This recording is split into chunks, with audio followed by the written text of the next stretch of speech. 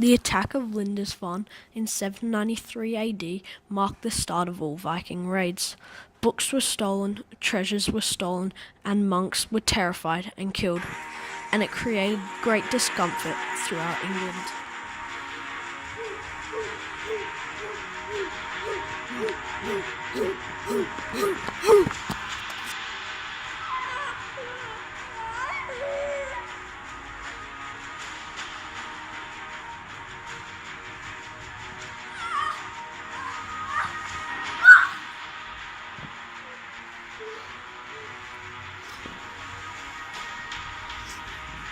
The Vikings stole to gain wealth, fame, and reputation.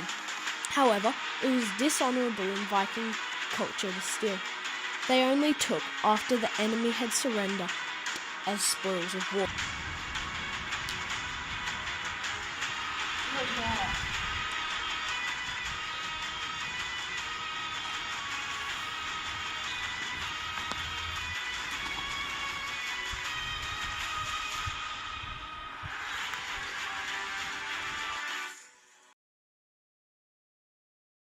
And they came to the churches of Lindisfarne, laid everything waste with grievous plundering, trampled the holy places with polluted steps, dug up the altars, and seized all of the treasures of the holy church.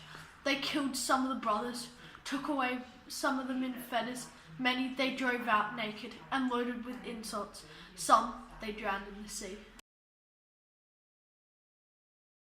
Lo, it is nearly 350 years that we and our fathers have inhabited this most lovely land, and never before has such terror appeared in Britain as we have now suffered from a pagan race.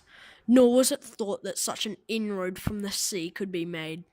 Behold, the church of St. Cuthbert, spattered with the bloods of the priests of God, despoiled of all of its ornaments, a place more vulnerable than all in Britain is given as a prey to pagan peoples. The Vikings were good raiders because they had good ships and were trained in many different attacking techniques. The Vikings were well known for their ships and for good reason.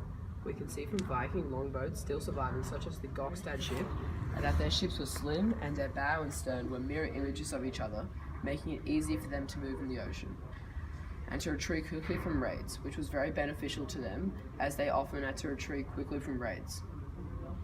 Vikings invented a keel to help with their ships' maneuverability and stamina in the high seas because they needed devices to keep their longboats stable as a storm could easily knock them over. This again contributes to the Vikings being highly maneuverable in the sea and being massive predators in the ocean. We also know that looking at the Schnecker ships, which was the most common type of Viking longboats, that they only had 50 centimeters of depth, which means they could come up insanely close to your beach and your coastline, making it easy for them to retreat and come onto your land. This also meant that they could travel in rivers and shallows that most other ships could not. Vikings were also proficient raiders because from a young age they were trained to be able to kill and fight for a living later in life. They were trained from a very young age, therefore their raids were well organised and they were always well planned. On top of that, we know that Vikings had a large network of people telling them where the most treasure is. As they were constantly being raided by other Viking clans, all Vikings who were male could use weapons, and so when being attacked they could directly confront the enemy and sometimes even defeat them. Lastly, Vikings were not afraid of death. In fact, in Viking culture it was actually honourable to die in battle, especially with a sword in hand. They were happy to die, so they became much scarier as the only way to stop them was death. All in all, Vikings were incredible fighters and they had good ship tactics, and that's why they were all good raiders.